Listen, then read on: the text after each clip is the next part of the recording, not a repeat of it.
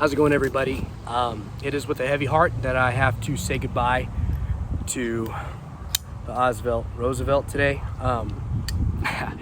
No, but special thank you to Turbo EDC over on Instagram. One of the coolest dudes that you could ever speak to.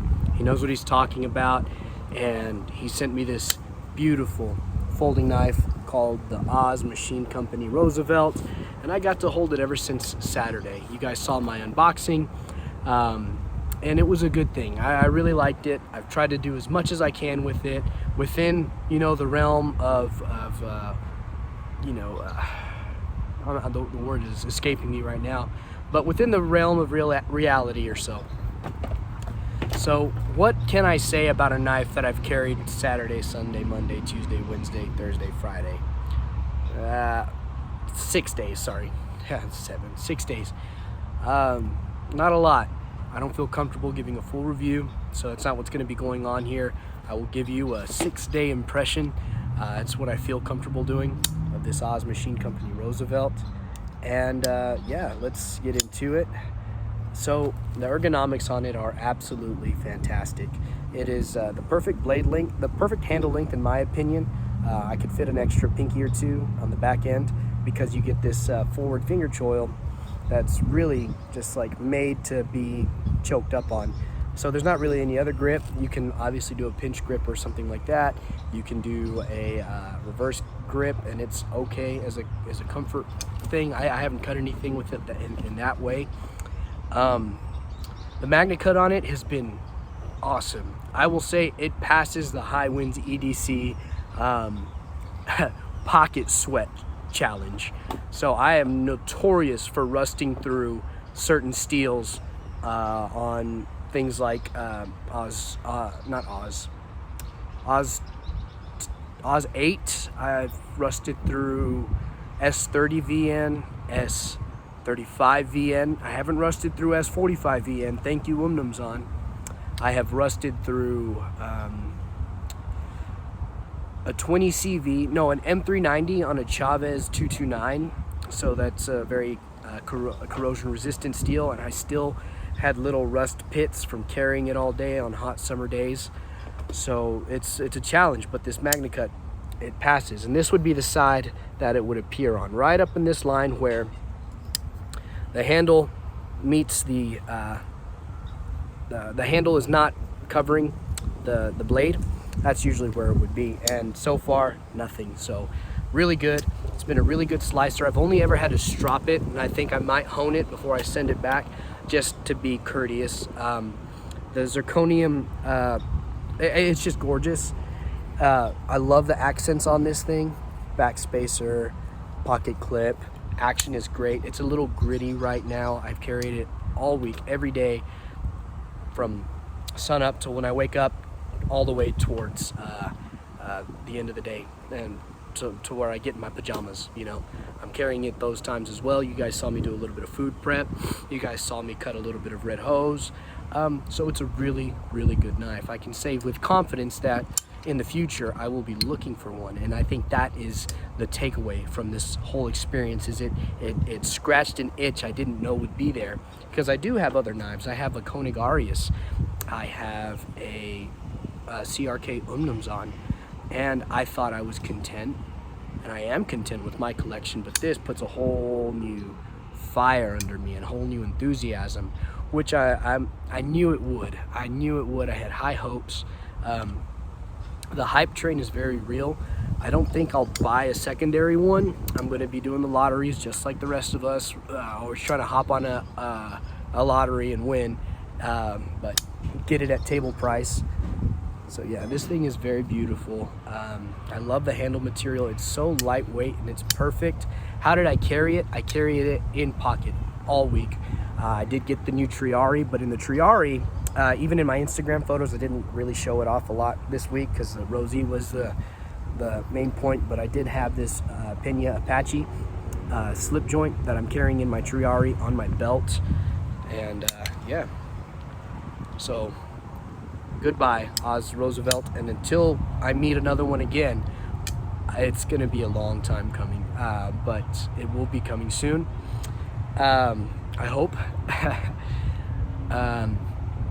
I guess what else could I say? I can't really say much else. You guys know what it is. If you've handled one, you know what I'm talking about. If you haven't, I'm trying to bring it down to earth. You know what I mean? I'm not going to be up in the clouds. Even though this knife is worth it, it's not worth $1,400. It's not worth $1,600. It's worth table.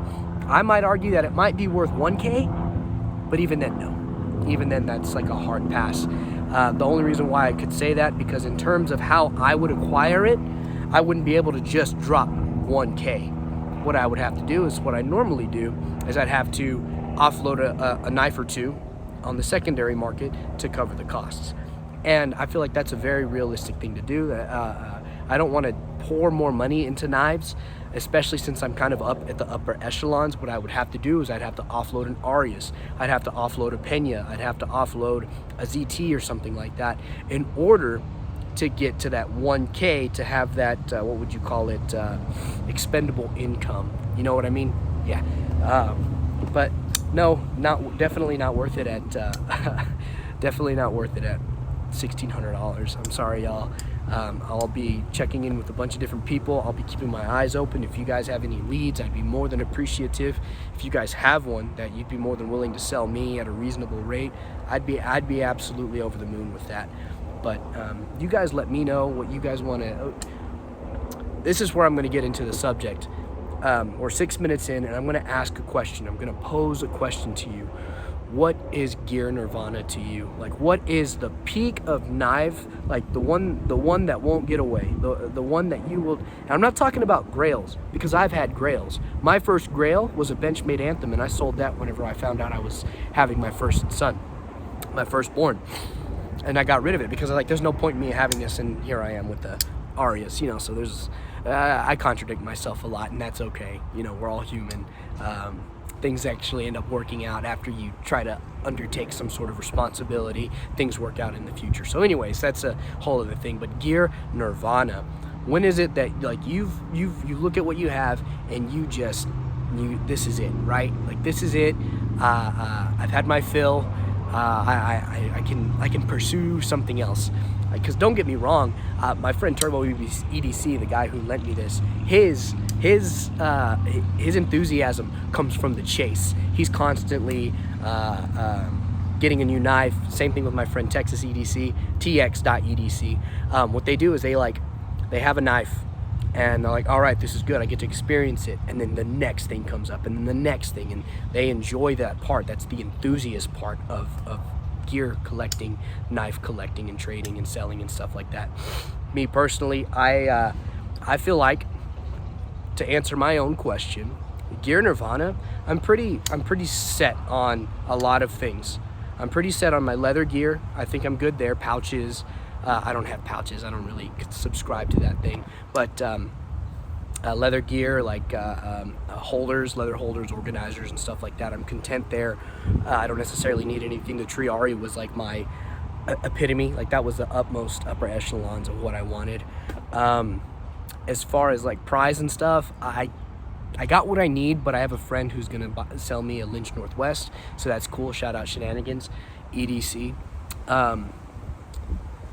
But no, as far as knife stuff, I think I know where gear nirvana is for me, and that would be an Oz Roosevelt. I'd prefer it in Magna Cut, but Z-Finite would be just as sufficient. And one custom by one custom knife maker, and I know who it would be, and that would be Enrique Pena. And I don't even care if it would be a secondary one. I'd love to get one brand new, fresh off a retailer, but I've seen some recent ones in the secondary that I'm like, that's my wheelhouse. That's what I want. I saw one that had like a red bolster, a blue, a red micarta bolster, some inlays that divided it into 3 sections, and then on the second section it was like a blue denim micarta, and on the bottom it was white and then blue, resembling not close, but resembling very close to a Texas flag. And I'm all about that. There's a front flipper Barlow, looked really, really sick. So anyways, guys, today's question is, what is gear nirvana to you? And I do this so I can open up conversation. I really would be interested to see in this whole knife game, I love it, man. These guys are these guys that I've been talking to, they've been very helpful. They let me know what I would or would not be interested in. But again, it's all subjective. It's all subjective, guys. I'm not gonna sit here and tell you that this is the greatest of all time, but this would be perfect for me. You know, there's a reason, oh, sorry, lock bar. There's a reason why this is so sought after, you know? So anyways, we are saying goodbye to it today. It won't be featured on my channel. Maybe in the future it will, but it's gone. And this is kind of an overview of that. And we're gonna miss it. We really are. We have an itch now, and it's gotta be scratched at some point. All right, y'all. Thank you for watching. God bless you all. Bye.